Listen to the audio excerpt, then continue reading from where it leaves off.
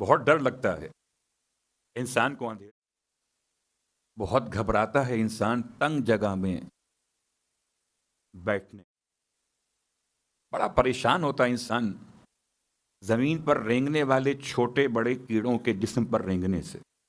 اللہ الرحمن الرحیم۔ عقل تو کہتی ہے کہ صفائی کرنا ہو تو کپڑا تو صاف چاہیے، تو صفائی تب ہی تو ممکن ہے جب کپڑا صاف ہوگا۔ اب پتا چلا کہ اگر اہل بیت کی محبت نصیب نہ ہوتی تو ہم بھی میلے کپڑے سے صفائی کر رہے ہوتے۔ ہمیں خدا نے آل محمد کی محبت نصیب کی، انما یرید اللہ ہو، تو حدیث قصہ پڑھ کے بتا رہے ہیں کہ ہم ایک آدم صفی اللہ کے ایسے ماننے والے ہیں کہ ہمیں خدا نے ایک آدم کی محبت میں 14 ایسے نصیب کے صفی اللہ ہیں، اللہ کے چنے۔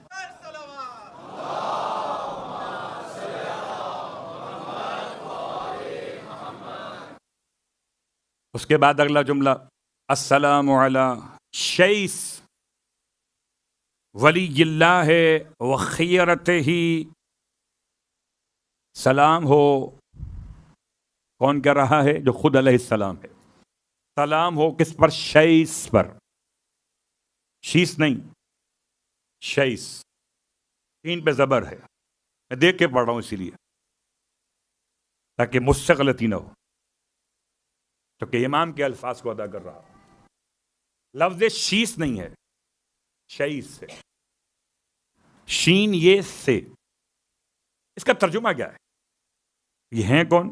یہ تو آپ جانتے ہیں، حضرت آدم کے وارث، حضرت آدم کے بعد اللہ کے دوسرے نبی۔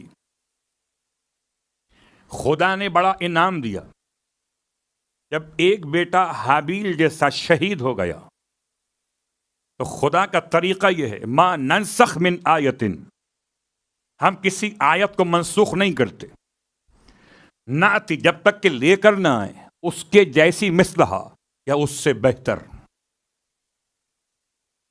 اب اگر حابیل سے بہتر آیت ہے روئے زمین پر تو کون ہے؟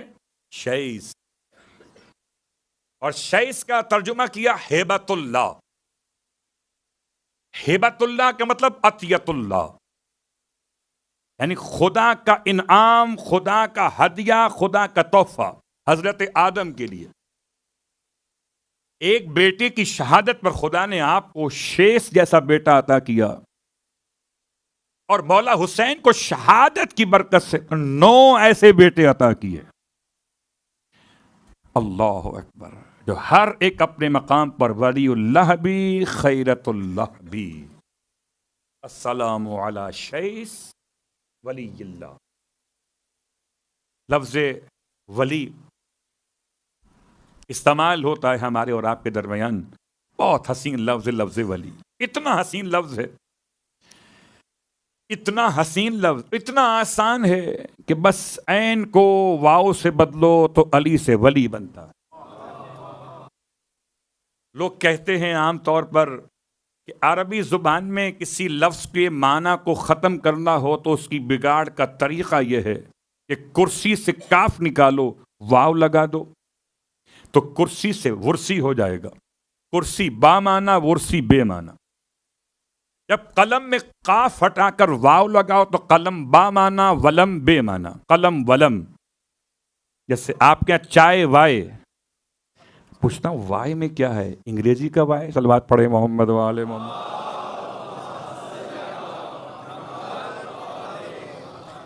چائے وائے، وائے کا مطلب کچھ بھی نہیں ہے، ہائے ہائے۔ اگر چائے نہیں اور وائے کہہ دیا تو ہائے ہائے، بات واضح ہو رہی۔ تو چائے با معنی اور وائے بے معنی۔ لیکن جب لفظ علی کو چاہا کہ مستعمل سے محمل کریں تو طریقہ عرب کا استعمال کیا شروع کے عین کو ہٹا کر واو لگایا۔ سب بگڑ جاتے ہیں واو لگانے سے، جو نہ بگڑ سکا وہ اس میں مقدس علی ہے۔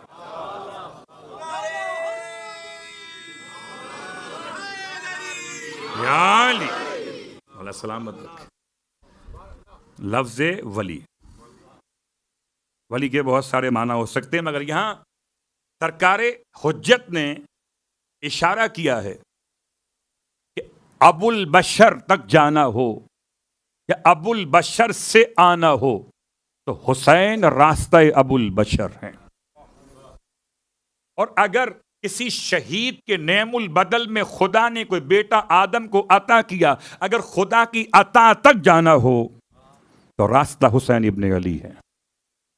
تو خدا کی عطا تک جانے کا راستہ یا عطا خدا سے خدا تک آنے کا راستہ حسین ابن علی ہے. لفظ ولی اللہ وخیرتہ، اس کا ایک ترجمہ کیا گیا کہ اختیار شدہ، چنے ہوئے. اللہ کے ولی شیس، اور اللہ کے ولی ہونے کے ساتھ ساتھ اللہ کے منتخب بھی، چنے ہوئے بھی. پتہ چلا کہ خدا ولایت پہلے دیتا ہے، چنتا بعد میں ہے، یا چنتا پہلے ولایت بعد میں دیتا ہے. ہو سکتا ہے کہیں کچھ اور ہو، کہیں کچھ اور ہو، کہیں چنا پہلے ہو ولایت بعد میں دی ہو، کہیں ولایت پہلے دی ہو اور چنا بعد میں ہو. میں سمجھتا ہوں دونوں باتیں ایک ساتھ ہیں. خدا چنتا اسی کو ہے جو ولی بننے قابل ہو. دنیا کے سارے اولیاء کی گردنوں پر قدم ہیں مولا کائنات علی ابن ابی طالب علیہ الصلوۃ والسلام کے. اللہ، سارے اولیاء. یہ ہم نہیں کہتے، یہ وہ سب کہتے ہیں. جو علی کو پہلا مانے نہ مانے مگر ولی مانتے ہیں. جب ولی اردو میں مان لیتے ہو تو عربی میں پڑھنے میں کیا فرق پڑتا ہے؟ اتنا ہی تو کہنا ہے علیٌ. یہ کیوں نہیں اترتا حلق سے؟ اس کا ترجمہ تو اتر جاتا ہے. صلوات پڑھے محمد وآل محمد.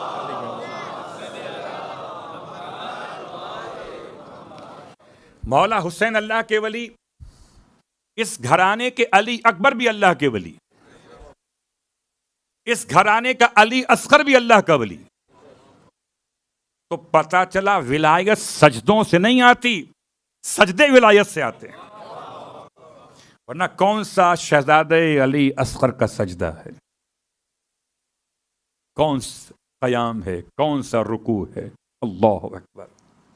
لفظ ولی اور لفظ خیرت. السلام علی ادریس القائم للہ بحجت، تیسرے نبی کا نام آ گیا. بہت طویل زیارت ہے، ہو سکتا ہے یہ سال بھی گزر جائے اور آنے والے سالوں تک یہ بات چلے، لیکن خدا کرے کہ ایسا ہو جائے کہ ہم زیارت ناہیہ پڑھ رہے ہوں اور امام کا ظہور ہو جائے. خدا کرے.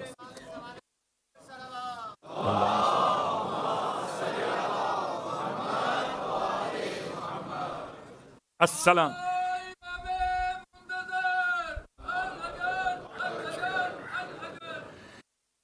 اللہ جل تو کہتے ہیں آ گئے تو کیا ہوگا، کیا ہے اپنی تیاری، پیش ہم کریں گے کیا. بہت ڈر لگتا ہے انسان کو اندھیرے سے، بہت گھبراتا ہے انسان تنگ جگہ میں بیٹھنے سے، بڑا پریشان ہوتا ہے انسان زمین پر رینگنے والے چھوٹے بڑے کیڑوں کے جسم پر رینگنے سے. ان تینوں مشکلات کا حل سورہ زخرف کی تلاوت میں ہے. تو چاہتا ہوں کہ اس سے قبر میں وحشت نہ ہو، قبر میں تنگی زمین نہ ہو. تو چاہتا ہے کہ اسے قبر کے کیڑے پریشان نہ کریں، تو اسے چاہیے کہ سورہ زخرف کی تلاوت کرے. یہ فرمان امام صادق علیہ السلام.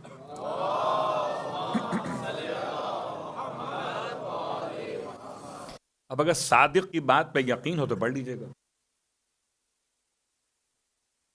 اور اگر امام صادق علیہ السلام کو معلوم تھا کہ ان کے چاہنے والوں پہ تو آنے والا ہی نہیں مسئلہ، تو کیا امام نے بیان کیا تھا غیروں کے لیے؟ کس کے لیے بیان کیا؟ یقیناً تمام اہل ایمان اس کے زیادہ سزاوار ہیں کہ اپنے امام کی ہدایات پر عمل کریں. کوئی اور عمل کرے نہ کرے اس سے امام کا تعلق نہیں ہے. اس کے ساتھ ساتھ میں نے کل ایک سوال بھی آپ کی خدمت میں رکھا تھا، پتہ نہیں آپ نے کا جواب تلاش کیا کہ نہیں کیا. سوال یاد دلاؤں. سوال یہ کیا تھا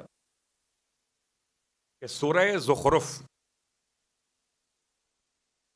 یہ پورا کے پورا سورہ یعنی 89 آیات یہ سب کے سب آیتیں سوائے ایک آیت کے مکۃ المکرمہ میں نازل ہوئی. وہ ایک آیت کون سی ہے کہ جو مکۃ المکرمہ میں نازل نہیں ہوئی؟ اور اگر نازل وہاں پہ نہیں ہوئی تو کہاں پر ہوئی؟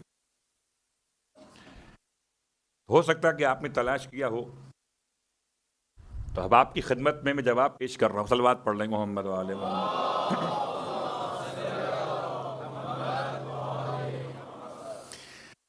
سورہ زخرف میں آیت نمبر 45 آیت نمبر 45 وَاسْأَلْ مَنْ أَرْسَلْنَا مِنْ قَبْلِكَ الرُّسُلَ، آیت کی ابتدا میں کلمات یہ والے وَاسْأَلْ، اے محمد صلی اللہ علیہ وآلہ سوال کیجئے. وَاسْأَلْ صیغہ امر ہے، اور اس صیغہ امر میں مخاطب اللہ کے حبیب اللہ کی طرف سے. وَاسْأَلْ آپ سوال کیجئے. من ارسلنا من قبلک، ان سے سوال کیجئے جن کو ہم نے آپ سے پہلے رسول بنا کر بھیجا ہے. کیونکہ میرا عنوان تفسیر سورہ زخرف نہیں ہے، لیکن کل ایک سوال آپ کی خدمت میں کر لیا تھا تاکہ توجہات سورہ کے ساتھ ساتھ رہیں، اور جب سورہ سمجھ میں آئے تو صاحب سورہ سمجھ میں آئے. کیونکہ ہو سکتا ہے آپ کے ذہن میں بھی سوالات بھی آئیں گے جب زیارت ناحیہ کے کلمات کا ترجمہ کیا جائے گا، تو آپ کو سوال کا عادی کر دیا جائے. کچھ سوال تو کل بھی میرے پاس آ گئے تھے. بہرحال آہستہ آہستہ آپ کی خدمت میں یہ باتیں آگے بڑھیں گی. تو یہ آیت اس لیے عجیب و غریب سی ہے پورے قرآن مجید میں کہ پیغمبر اکرم کی ملاقات سابقہ انبیاء سے کہاں پر ہوئی؟ سوال کیسے کیا؟ سوال ہو سکتا ہی نہیں جب تک کہ ملاقات نہ ہو. اور اللہ کے حبیب سب سے آخر میں آئے ہیں، تو سب سے آخر میں آنے والا اپنے سے پہلے والوں سے سوال کیسے کرے گا؟ حضرت آدم، اور حسن اتفاق ہے کہ یہ آیت کا مفہوم زیارت کی ابتدا سے تقریباً قریب کر گیا مجھے. آدم سے ملاقات کہاں پر ہوئی؟ حضرت نوح سے ملاقات کب ہوئی؟ میں نے کل اشارہ کیا تھا اپنی خدمت میں کہ زیارت ناحیہ میں امام صاحب الزمان علیہ الصلاۃ والسلام نے 23 انبیاء کے نام لیے، جبکہ قرآن مجید فرقان حمید میں 25 انبیاء کے نام ہیں. اب وہ دو نبی کون سے ہیں جن کے نام زیارت ناحیہ میں نہیں ہیں، قرآن مجید کے اندر ہیں؟ اور ایسا کیوں کہ وہ دو نام شامل کیوں نہیں؟ اور شاید ہم قرآن کو اتنا غور سے نہ پڑھ سکے ہوں تو زیارت ناحیہ کو ہی غور سے پڑھ لیں تو 25 نہ صحیح 23 نام تو یاد ہو جائیں گے. جو ہم پر الزام اور اتہام ہے کہ آل محمد کے ماننے والے خالی علی علی کرتے ہیں، نبی نبی نہیں کرتے، تو انہیں بتا دے ہم جتنا نبی نبی کرتے ہیں اتنا تو کوئی نبی نبی نہیں کرتا. پوچھ لیں جا کر کس کو کتنے انبیاء کے نام ان کی تواریخ نے بتائے ہیں. تو اللہ کے حبیب ان انبیاء سے، اور خالی 23 نہیں، 25 نہیں، 1,24,000 مشہور روایت کے اعتبار سے، ورنہ غیر مشہور قول موجود ہے، 1,24,000 انبیاء میں سے آخری پیغمبر الگ اور باقی انبیاء سے آپ کا سوال۔ تو کب کیا سوال؟ کیا سارے انبیاء مکے میں آئے تھے پیغمبر سے ملنے کے لیے؟ جواب جی نہیں۔ کیا سارے انبیاء مدینے میں آئے تھے؟ جواب جی نہیں۔ تو یہ سارے انبیاء پیغمبر سے ملنے کب آئے؟ یا پیغمبر سارے انبیاء سے ملنے کب گئے؟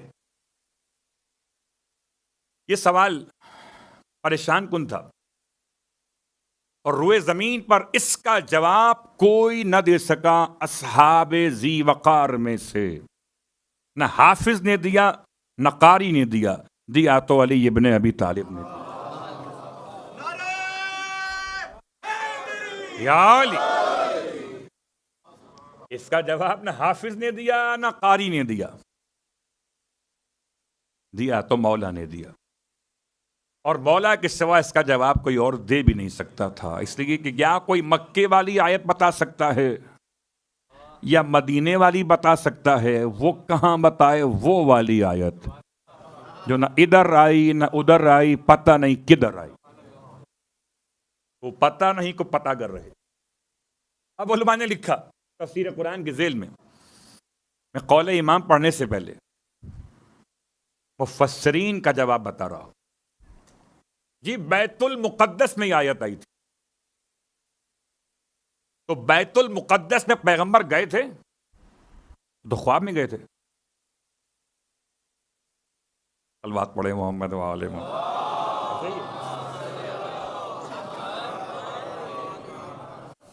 برادران اسلامی، عام مسلمان معراج کے حوالے سے اس بات کے قائل نہیں ہے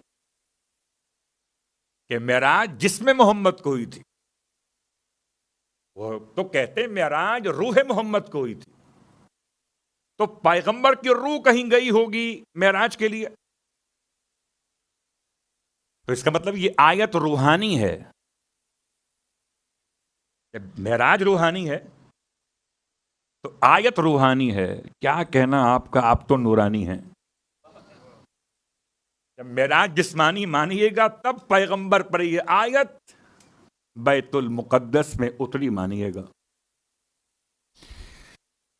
چونکہ سفر معراج سرکار ختم یہ مرتبہ صلی اللہ علیہ وآلہ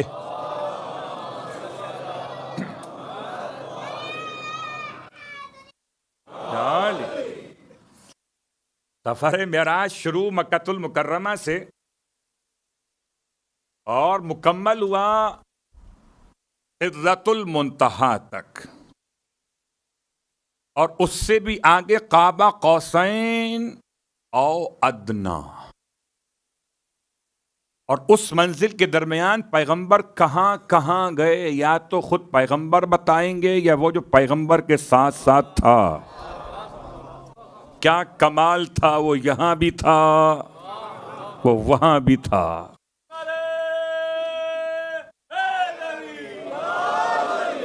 کمال ہے، وہ یہاں بھی تھا وہ وہاں بھی تھا، انہیں کیا خبر جو نہ یہاں تھے نہ وہاں تھے۔ ہمیں تو یہ بتا گیا راستہ نبی کا کہ وہ وہاں بھی تھا اور وہاں بھی تھا، تو اسے جہاں پکارو وہ وہیں تو ہوتا ہے۔ اس اعتبار سے اللہ کے حبیب سفر معراج پر، اور سفر معراج میں اب چوتھا آسمان بروایت مولا کائنات علی ابن ابی طالب علیہ الصلوۃ والسلام مسجد اقصی بیت المقدس یہاں پر یہ والی یا وہ والی بیت معمور، وہاں پر انبیاء سے ملاقات ہوئی، یعنی عام مفسرین نے لکھا یہاں کے بارے میں، اور مولا کے الفاظ نقل ہوئے وہاں کے بارے میں۔ سارے انبیاء پیغمبر کے سامنے، اور پیغمبر ان کی امامت کرا رہے تھے۔ اب نماز سے پہلے پوچھا یا نماز کے بعد پوچھا؟ اگر پوچھا نہیں تو قرآن کی آیت غلط، اور پوچھا تو کہاں پوچھا؟ سارے انبیاء ایک ساتھ پیغمبر کو ملے. قسم بخدا اگر کوئی نیمہ شعبان کربلا معلیٰ میں زیارت امام حسین علیہ السلام کو جائے تو 1,24,000 انبیاء سے مصافحہ کرنے کا ثواب ہے. تو مصطفیٰ کو وہاں ملے، ہمیں کربلا میں مل جاتا ہے. اللہ کے حبیب کو سارے انبیاء کہاں ملے؟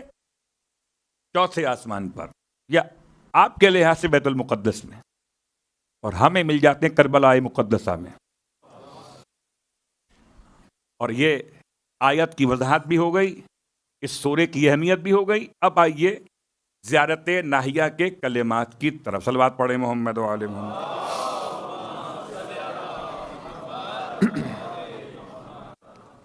حضرت حجت نے اس زیارت میں جو 23 انبیاء کے نام لیے، اس پہ سب سے پہلا نام السلام علی آدم صفوت اللہ من خلیقتہ. لفظ سلام سے آغاز،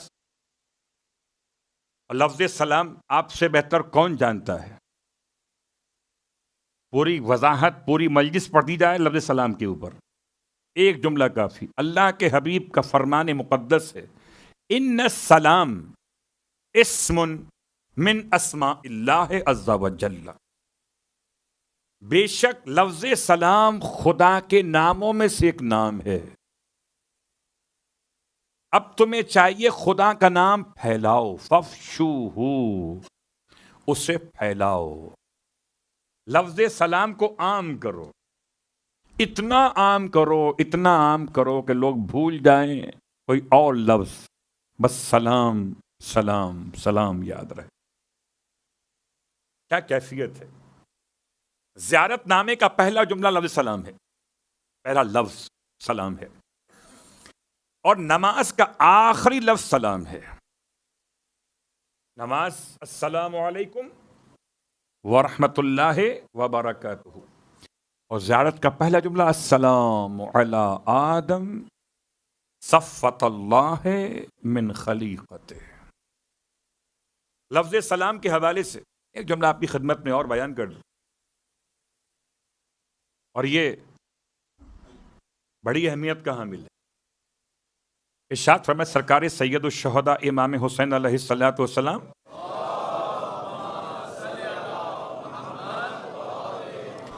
فرماتے ہیں اگر کوئی سلام سے کلام کا آغاز نہ کرے تو اس سے جواب نہ دو. اگر کوئی سلام سے کلام کا آغاز نہ کرے تو اس سے جواب نہ دو. مجھے جواب میں جو کہنا ہے میں تب ہی تو کہوں گا جب مجھے مولا حسین بولنے کی اجازت دیں گے. مجھ سے جو کہلوانا چاہتے ہو جواب میں، پہلے بولنے میں اس کی ابتدا تو کرو. جب تم کہو گے سلام تب میں کہوں گا وعلیکم السلام، پھر کہوں گا یا علی علیہ السلام مدد. میں بولوں گا جب مجھے مولا حسین کی طرف سے بولنے کی اجازت ملے گی. اللہ اکبر. لفظ سلام کا پیغام اتنا ہی کافی ہے کہ تمام زیارتوں میں ابتدا لفظ سلام سے ہے. سلام دل کا رابطہ ہے، سلام عقیدت نچھاور کرنے کا سلیقہ ہے، سلام انسان کی ابتدائی کیفیت میں محبت کی علامت ہے، سلام مولا کے قریب آنے کا بہانہ ہے، جیسے کہ زیارت ہو رہی ہو ایسا ہی نشانہ ہے. لفظ سلام، اس کی پوری فقہی باتیں بیان نہیں کر رہا ہے لفظ سلام. اب اس کے بعد امام نے انبیاء میں سب سے پہلے آدم علیہ السلام کے نام کو استعمال کیا. آدم ابو البشر، آدم اول انسان، اور جناب آدم پر لاکھوں سلام کہ آدم بنائے گئے مٹی اور پانی سے، تو اس لیے آدم کہلائے. آدم کا لفظ عدیم الارض سے، اور ادیم کے مطلب ہے زمین کی ظاہری سطح کی مٹی، ظاہر زمین، اوپر کی مٹی۔ یہ اوپر کی مٹی کون سی ہے؟ کوئی تو مٹی ایسی ہے جو اوپر کی ہے، نیچے کی نہیں ہے۔ کوئی تو مٹی ایسی ہے جو آدم سے پہلے بنی ہے، ورنہ ساری مٹی تو آدم کے بعد بنی ہے۔ کون سی مٹی ایسی ہے جو آدم سے پہلے بنی ہے؟ جن کی سمجھ میں وہ مٹی آ گئی، سمجھ میں آدم سمجھ میں آ گئے۔ کوئی تو رابطہ ہے حسین کو سلام کرنے کے لیے آدم کا نام لیا جا رہا۔ اس پروردگار عالم نے زمین کربلا کو حضرت آدم کی خلقت سے 24,000 سال پہلے خلق فرمایا، بر روایت امام محمد باقر علیہ السلام۔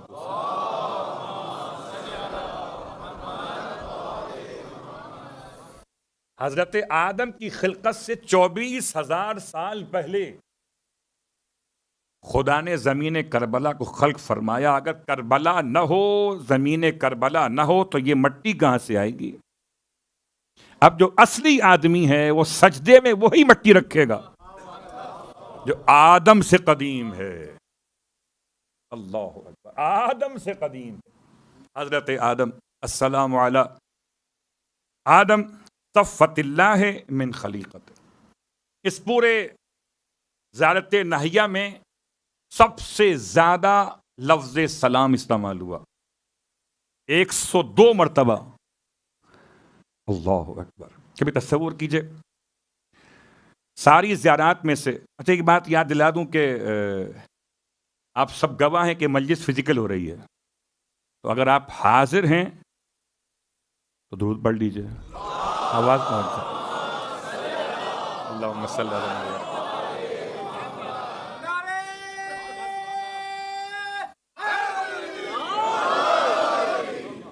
خدا کا احسان ہے کہ روحانی معراج ماننے والے اور ہیں، جسمانی معراج ماننے والے اور ہیں،